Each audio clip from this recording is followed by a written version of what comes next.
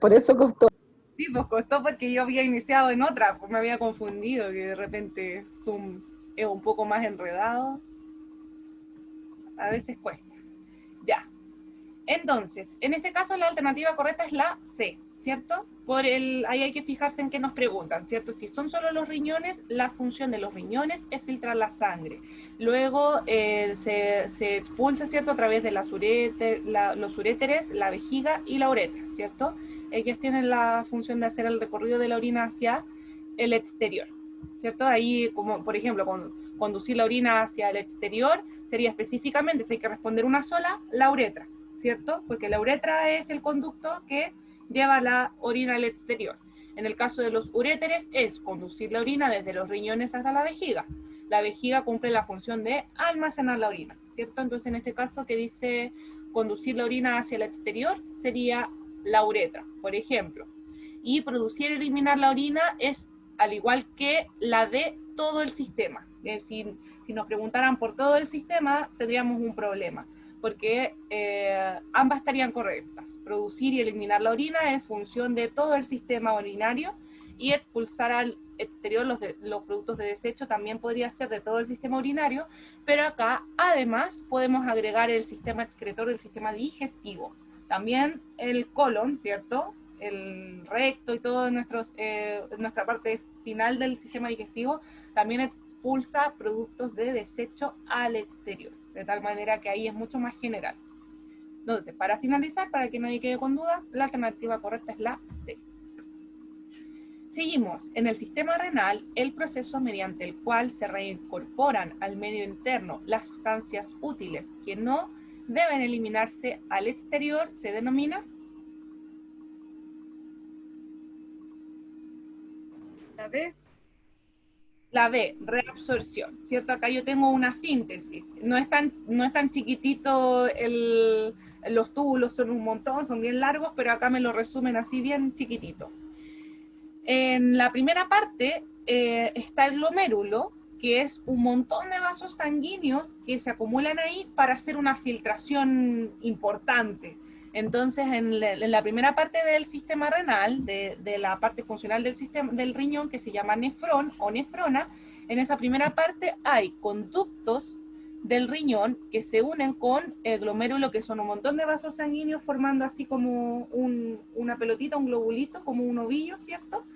Y estos hacen una filtración muy rápida, mucha filtración.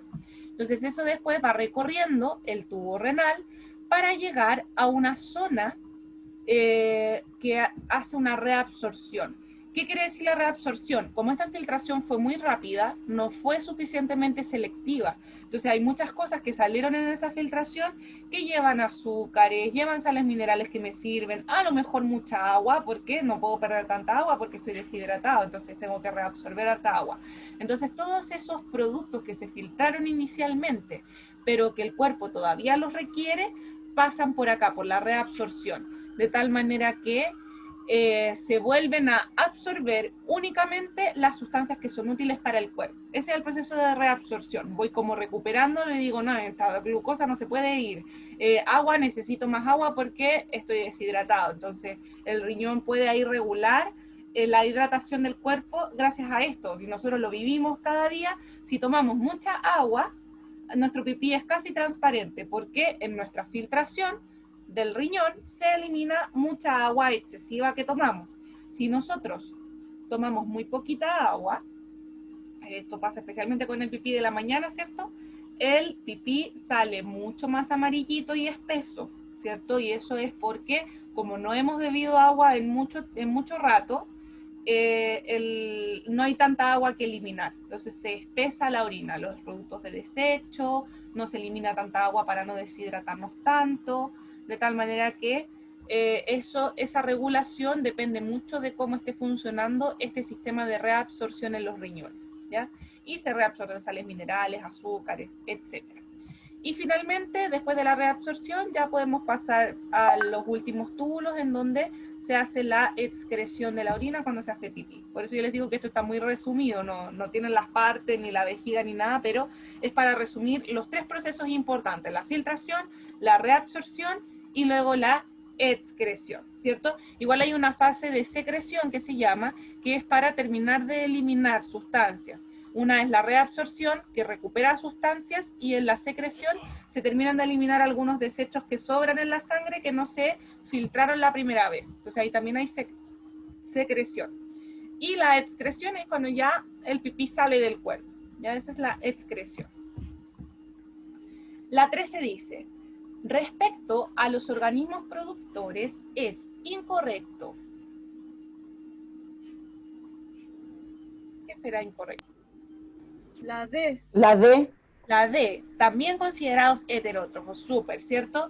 Los organismos productores son autótrofos, sí, producen su propio alimento.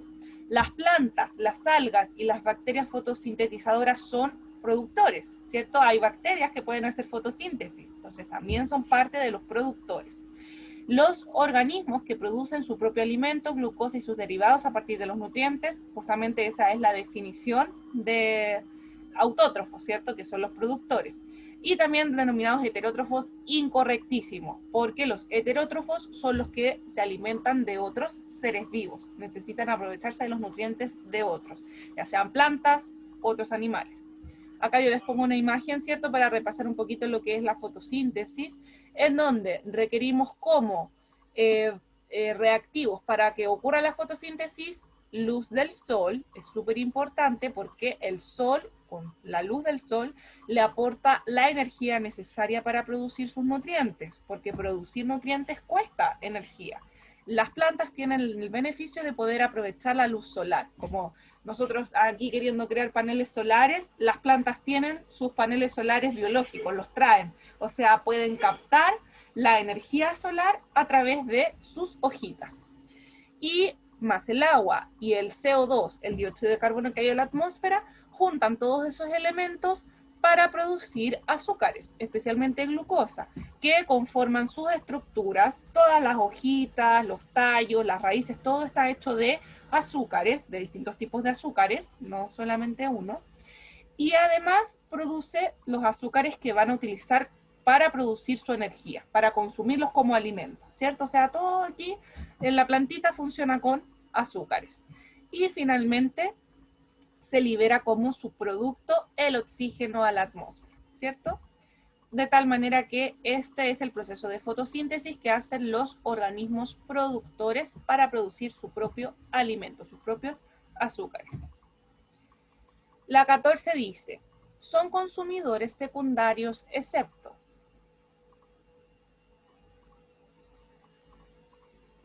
La D. La D, ¿cierto? Esta está fácil igual. Porque la D nos dice plantas y algas, o sea, son productores, no pueden ser consumidores por ningún lado. En el caso de los felinos como el gato montés, probablemente se come ratoncitos, ¿cierto? Que son herbívoros o comen semillitas, ¿cierto? Los caninos como el zorro, lo mismo, comen animalitos más pequeños, cazan aves. Las aves rapaces como halcones y águilas, los mismos ratones, su alimento favorito.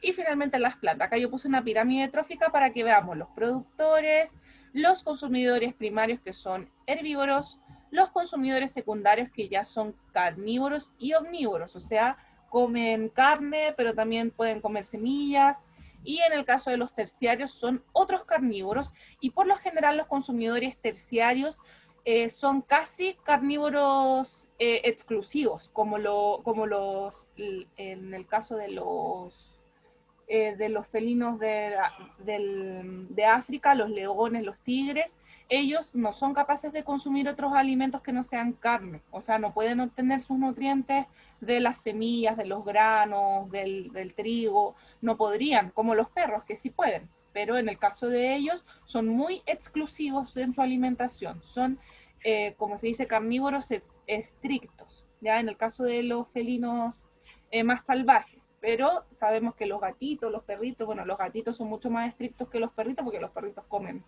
pero de todo, ¿cierto? Como lobos o zorros que son más omnívoros, comen de hartas cosas, pero prefieren también la carne. 15. ¿A partir de qué tipo de energía funciona un generador eólico para producir energía eléctrica? ¿Cuál será? Mecánica. Acá no sé. Mecánica, Sí, es mecánica. Cuesta porque uno diría la energía eólica es la energía del aire, ¿cierto?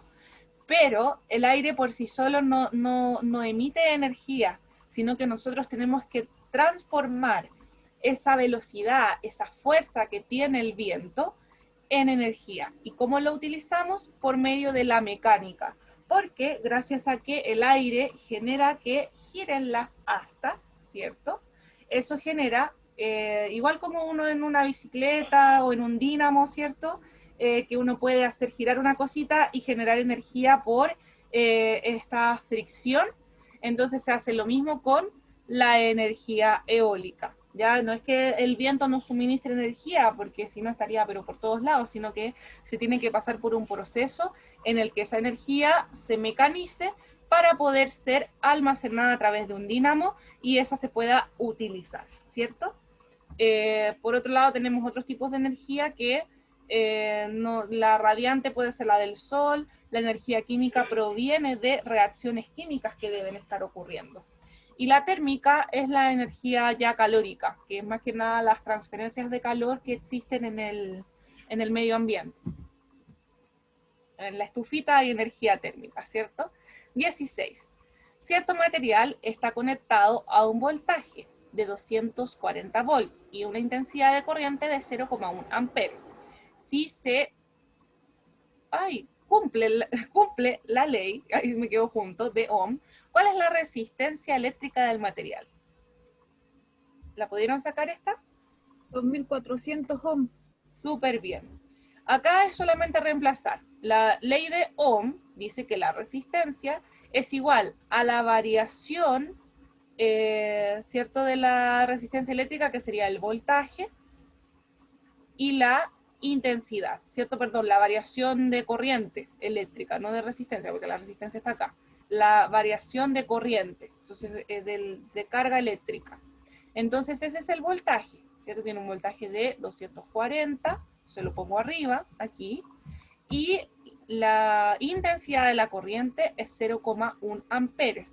Solo divido, hago la división y me da 2400 ohm. Y esa sería la resistencia de este material, dependiendo de cuánto voltaje va en él y con cuánta intensidad la recorre. Recordemos que el voltaje es lo que se produce desde la fuente de poder. La fuente de poder como la pila, el enchufe, lo que sea, tiene cierto voltaje, que es la cantidad de energía que le suministra a todo el sistema eléctrico. Ya en este caso la cantidad de energía suministrada en este sistema eléctrico eran 240 volts. Esa es la cantidad suministrada. Pero, ¿con cuánta intensidad recorre? Porque puede recorrer los 240 volts, pero súper intensos y electrificar todo, o ir un poquito más, con menos intensidad, un poquito más pausado. Eso lo mide la intensidad de corriente. Ahí yo mido cuánta corriente eléctrica pasa por un trocito de cable en un segundo. Entonces yo mido cuánto pasa en un segundo y ahí tengo la intensidad de cuánto más o menos es lo que está recorriendo este cable para poder saber. Y al hacer esta división, yo logro saber cuánta resistencia eléctrica tiene el material. El material resiste 2400 ohms. Ya esa es su resistencia, o la resistencia que ejerce el material frente a todo a toda esta electricidad que va recorriéndolo, ¿cierto? Y esa es la D. Ojalá con eso ir un poquito repasando, recordando los conceptos de electricidad, que si les soy sincera, son de los que más me cuestan a mí igual. Son de los conceptos físicos que más me cuestan, pero igual los entiendo, pero es un poquito a veces difícil, pero por suerte son divisiones, son cosas sencillas de calcular. 17. Ya, los circuitos no me cuestan, los circuitos sí me gustan. ¿Qué sucede con la corriente de un circuito en serie con ampolletas encendidas si una de estas se quema? Acá está la imagen del circuito en serie. ¿Qué pasa? Se interrumpe, justamente. En el caso del circuito en serie, si una de las ampolletas se quema, se corta el recorrido de la corriente, porque ya al quemarse esta ampolleta, la corriente eléctrica ya no puede pasar hacia el otro lado, de tal manera que se interrumpe todo el circuito. Para que esto no ocurra, porque si no se quemaría una ampolleta de la casa, como les he dicho antes, y se apagaría la luz de todo el resto de la casa porque se cortaría la corriente. Entonces, ¿qué ocurre? En las casas la mayoría de los circuitos son circuitos, estos son en serie, en paralelo, ¿cierto? Circuitos en paralelo, de tal manera que se hacen varios caminos. En este caso hay un solo camino por recorrer. En cambio, en el circuito en serie, por aquí saldría otro camino. Y como sale otro camino, la corriente no es necesario que vuelva directamente a la pila, sino que puede ir a suministrarle energía a la otra ampolletita, al generar un cable que vaya desde aquí hasta acá. Entonces, al haber un circuito en paralelo, permite que ya se queme una ampolleta, pero la otra sí le va a llegar la electricidad. Entonces, ahí en la casa siempre van a haber circuitos en paralelo. 20. ¿Para qué se utilizan los antibióticos? ¿Para qué será? La D. La D, sí, correcto. Para matar e impedir el crecimiento de bacterias patógenas. En este caso, las bacterias son seres vivos, ¿cierto? Porque tenemos otros tipos de elementos que podemos utilizar. Por ejemplo, para matar hongos existen los fungicidas. Si alguna vez, a cualquiera, yo creo que nadie se salva, hemos tenido honguito de los pies, por mucho que uno sea higiénico y todo, es normal que en el verano, en algunas circunstancias específicas, salga un honguito, ¿cierto? Entonces, ¿qué debemos usar en el caso de que se desarrolle un hongo en el pie, entre medio de los deditos de los pies? Es echar una cremita fungicida. Las cremas fungicidas son para matar hongos. Generalmente son unicelulares que se alojan en las zonas oscuras y húmedas del cuerpo. Por eso en el pie es muy normal tener hongos. Para eliminar el protozoo que produce el mal de Chagas, en este caso tampoco se utilizan antibióticos. Se tienen que utilizar como medicamentos específicos para el protozoo. No son los antibióticos son exclusivos para las bacterias.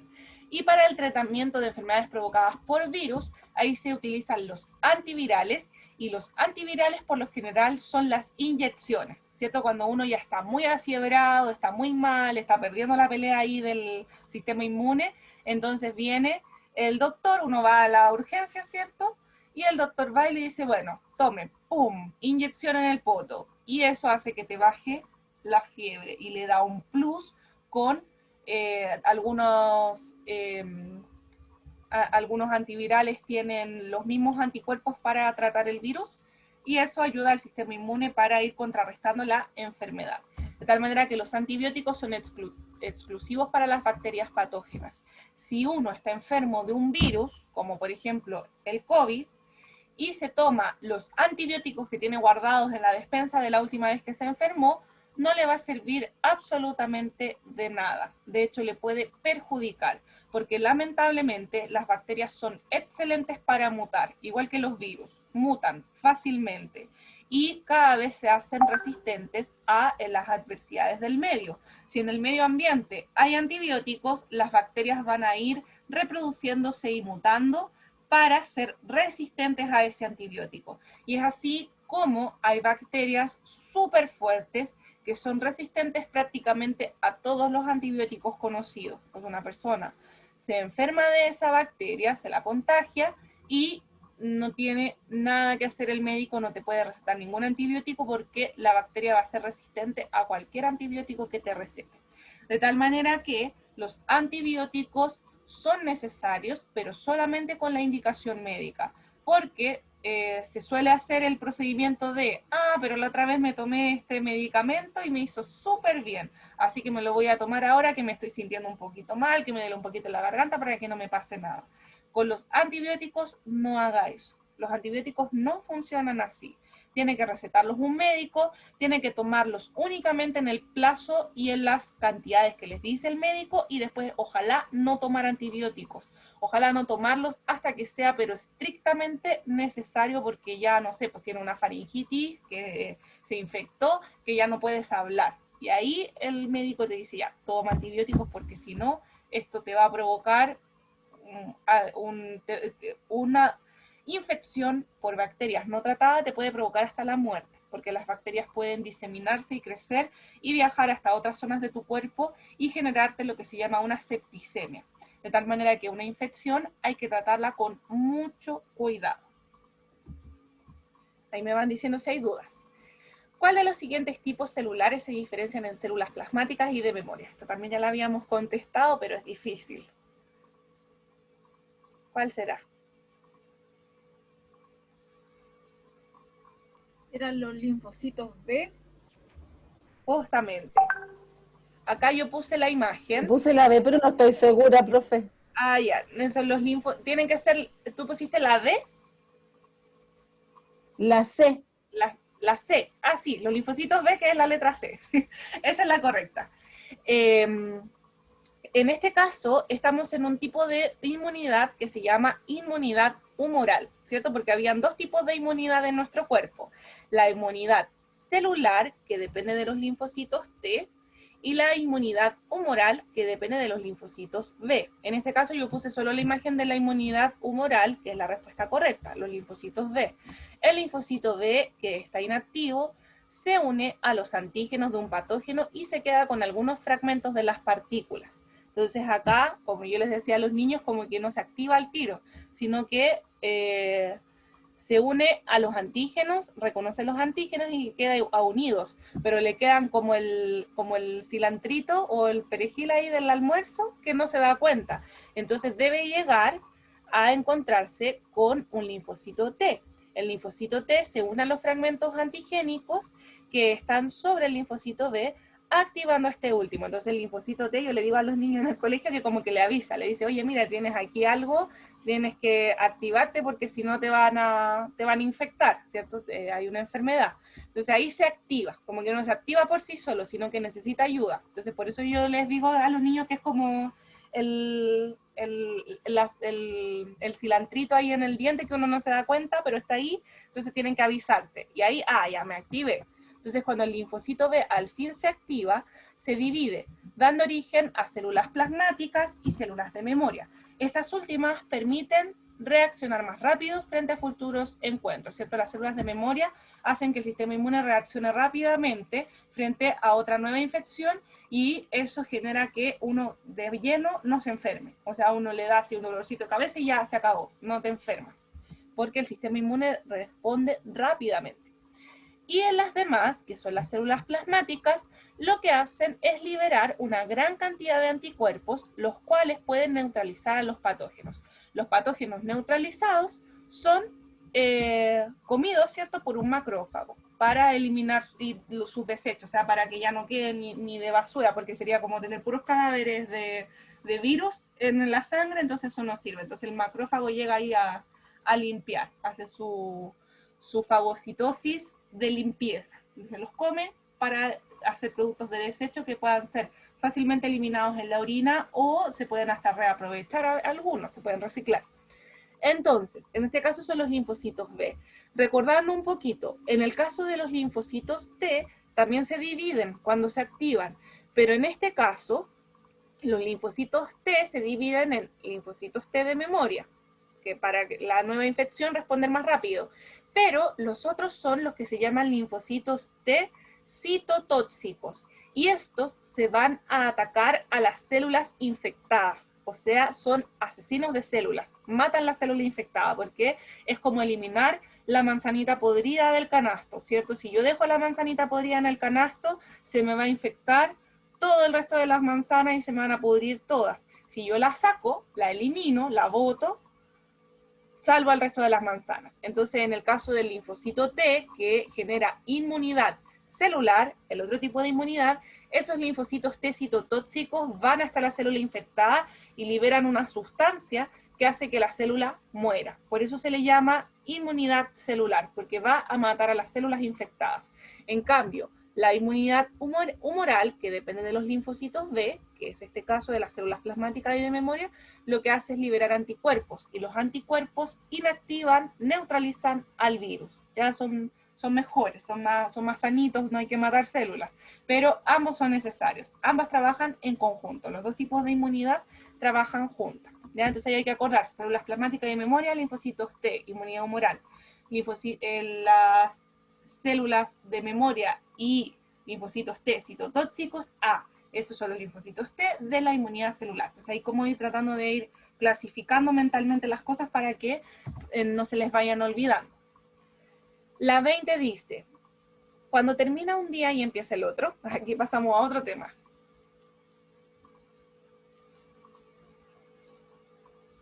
¿Cuándo será? Puse la B. Pero no sé. Medianoche. Cuando es la medianoche, cuando la Tierra da una vuelta completa alrededor del Sol, cuando amanece aparece el Sol, cuando es el mediodía. En este caso sí, pues sería cuando es la medianoche, ¿cierto? Correcto. Porque cuando la Tierra da una vuelta completa alrededor del Sol, nada que ver, porque eso es un año, ¿cierto? Cuando es el mediodía, seguimos en el mismo día, cuando amanece y aparece el Sol, tampoco, ¿cierto? Según nosotros, sería la medianoche, ¿cierto? Es como la lógica. Acá yo puse un recordatorio, sí, de qué es lo que produce el día y la noche, ¿cierto? Que es el movimiento de rotación.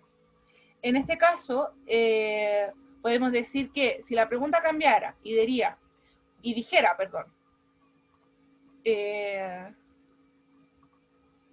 como cuánto dura el día y cuánto dura la noche, ¿cierto? No cuánto dura un día completo, sino que hacer una comparación de estar de día, tiempo de luz y tiempo de noche. Ahí sí nos podemos ajustar al eje de rotación, ¿cierto? Y que eso depende justamente de la estación del año. Sabemos que en el verano los días son más largos porque estamos en una posición más favorecedora que hace que nos llegue luz del sol más tiempo y que la rotación es la que produce el día y la noche. Pero cuando ustedes ponen cuando es la medianoche está correcto, porque de todas las alternativas por descarte, esa es la única que responde correctamente a la pregunta. 21. ¿Habrá día y noche en Venus y por qué? ¿Cuál contestaron? Sí, porque Venus gira en torno a su eje. Justamente la alternativa D, ¿cierto?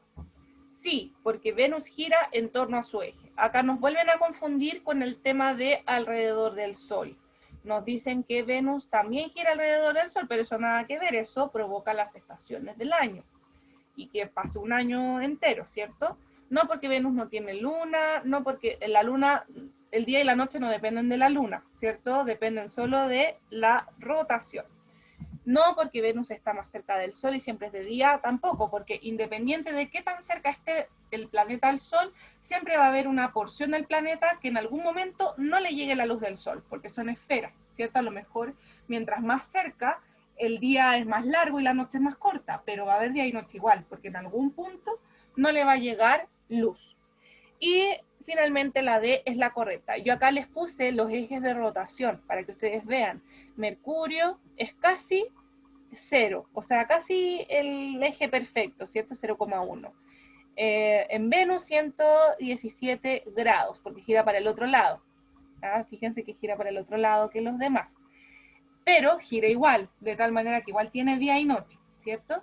En la Tierra es de 23 grados, en Marte es de 25, casi igual que la Tierra, en Júpiter es de 3 grados, también es bien paradito, en Saturno es de 27 grados, y en Urano, miren, es de 98. Urano es el único planeta que gira así. O sea que no tienen, hay un lado del planeta que siempre es de día y hay un lado del planeta que siempre es de noche. Imagínense viajar, voy a viajar al día, voy a viajar a la noche, pero es así, ¿cierto? En este caso, la rotación no permite cambiar de día o de noche. Hay un lado del planeta en el que siempre será de día y un lado del planeta en el que siempre será de noche, en el caso de Urano. Pero también sabemos que Urano es inhabitable para nosotros, por lo menos en las formas de vida que conocemos, porque son planetas del tipo gaseoso. Aprovechando de repasar un poquito, los primeros 4 planetas son planetas de tierra, son planetas sólidos. Y luego vienen los planetas gigantes, que son muchísimo más grandes que los 4 primeros, y que son de gas, son menos densos, o sea que no tienen corteza sólida en la que podamos habitar, sino que son planetas que tienen mucho gas, son grandes masas gaseosas, por eso se les llaman planetas gaseosos. Por supuesto que en algún punto del planeta se solidifica, pero ya es tan hondo que nosotros no llegamos a alcanzar esa superficie seguramente porque los gases que hacen estos planetas son gases tóxicos. No están hechos de corteza con una pequeña capa de gas y una corteza importante como es el caso de Mercurio, Venus, Tierra y Marte. Bien. Vamos a ir terminando. Con respecto a las hormonas, es correcto. ¿Cuál será la correcta acá? Puse la B. La B. La B, ¿cierto? Me cuesta de repente la D. Me cuesta, la B dice, las hormonas son sustancias segregadas a la sangre por las glándulas endocrinas. Correctísimo, ¿cierto? La otra, la A dice exocrinas, así que eso está mal. Son las endocrinas las que liberan hormonas. Esa es su función, solo hacen eso. Las hormonas son sustancias segregadas a la sangre para las glándulas sexuales. Eso se centra solamente en un tipo de hormona, ¿cierto? Y sabemos que hay distintos tipos de hormonas que regulan el metabolismo de las células, por eso podemos regular el peso a través de las hormonas, podemos regular la sexualidad, pero también podemos regular en los niveles de azúcar en sangre, se regula el crecimiento, se regula un montón de funciones que no solamente son funciones sexuales. Por eso esa sería incorrecta. Está muy sesgada esa respuesta. Las hormonas secretadas por el páncreas se liberan solo durante el proceso de la alimentación. No, porque después de la alimentación se sigue segregando insulina y glucagón dependiendo de los niveles de azúcar. Inclusive 2 horas después, 3 horas después, el páncreas puede estar liberando glucagón para liberar azúcar en la sangre, ¿cierto? Así que no, falso. La única correcta sería la B. Súper bien. Acá, la pata delantera de un caballo es análoga a... ¿Cuál será? Ahí yo coloqué las piernas del ser humano. Ya. En este caso, tenemos que recordar que las estructuras o órganos análogos son las que cumplen la misma función, pero tienen estructuras totalmente distintas. ¿Ya? Entonces tenemos que pensar aquí en cumplir la misma función. Podría ser la pierna del humano, pero el humano tiene estructuras homólogas con el caballo. Entonces por eso lo descartamos. Porque claro, la pata del caballo le sirve para caminar, las piernas del humano le sirven para caminar, pero caballo y humano tienen sistemas óseos que les hacen tener estructuras homólogas, ¿cierto? O sea, las piernas del ser humano es como la pata trasera, los brazos es como la pata delantera. Entonces ahí descartamos. Porque acá nosotros lo que tenemos que comparar entre un humano y un caballo son sus órganos homólogos, porque son homólogos, tienen la misma estructura ósea, o se originan a través de la misma estructura ósea, pero cumplen o funciones distintas o funciones similares, pero son homólogas entre sí. Acá yo pondría como respuesta correcta la A, la pata de un insecto. Porque ahí... Esa y la borré. Esa, porque no decía si era la pata delantera del insecto, por eso la borré. Pero aquí no nos especifica, claro, podría ojalá decir delantera, pero finalmente es la pata del insecto, ¿cierto? Y las patitas de los insectos les sirven para caminar. Y el caballo usa su pata delantera o trasera para caminar. Entonces ahí sería por esa la razón, porque en el caso del humano lo que nos toca comparar son estructuras homólogas. Igual con la ballena y el murciélago, porque todos somos vertebrados, ¿cierto? Mamíferos, súper similares, entonces nuestras estructuras son homólogas. En cambio, con un insecto, con una mariposa, con un invertebrado, con organismos que se alejan un poco de nuestra estructura, ahí sí podemos tener los órganos análogos, porque cumplen mismas funciones, pero tienen estructuras distintas. Okay. Y orígenes distintos también. 24. El aparato bucal de distintas especies de pinzones está adaptado al tipo de alimentación de estos animales.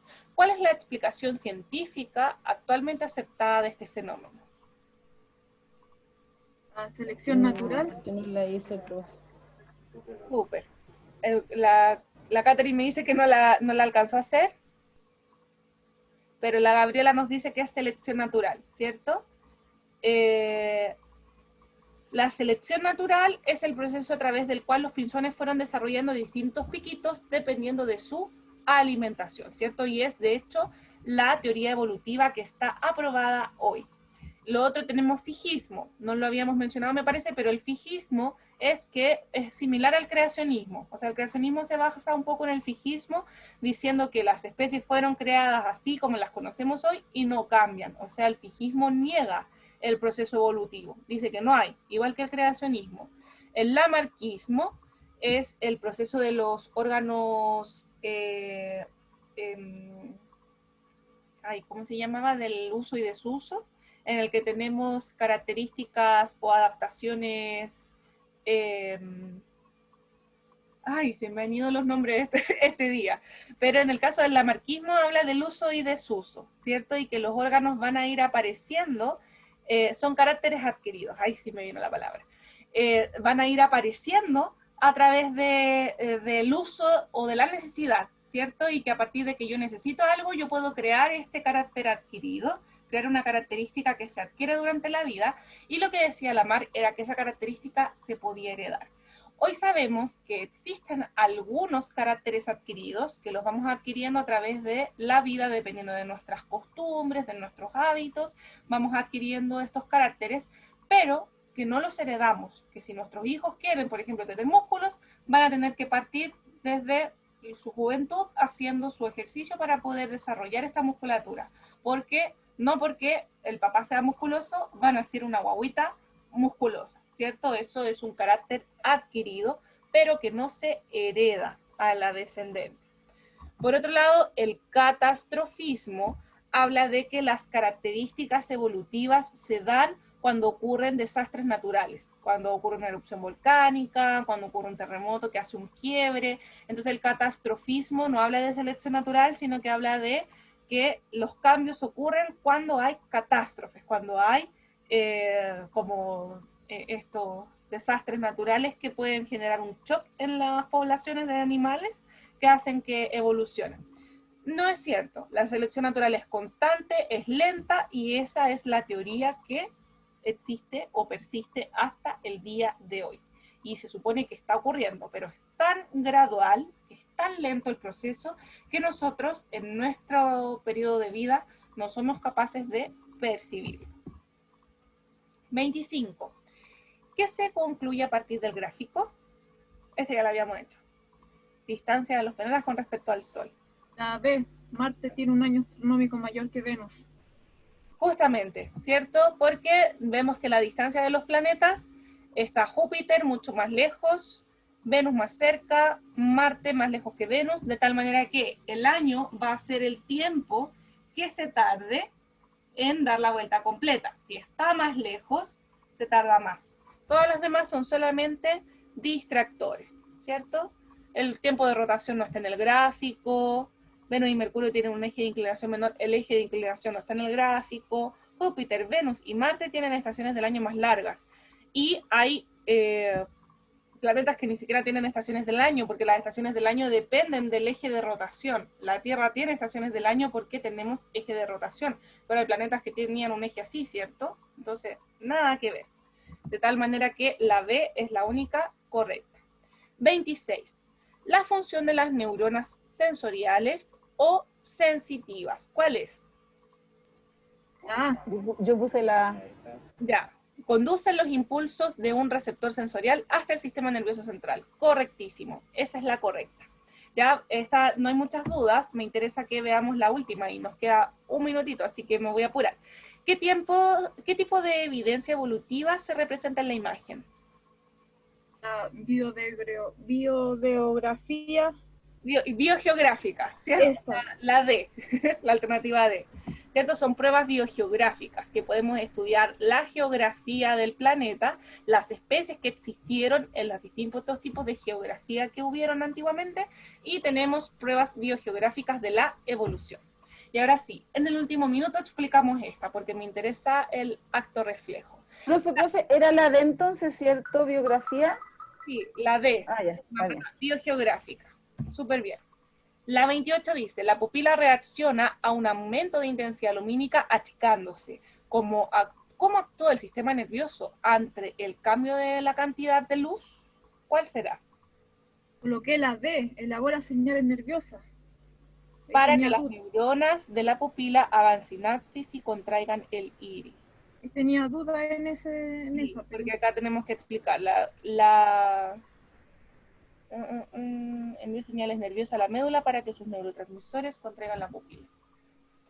Yo diría que es la C. Lo que pasa es que nosotros no hemos hablado del acto reflejo, porque podría ser la C o la D, ¿cierto?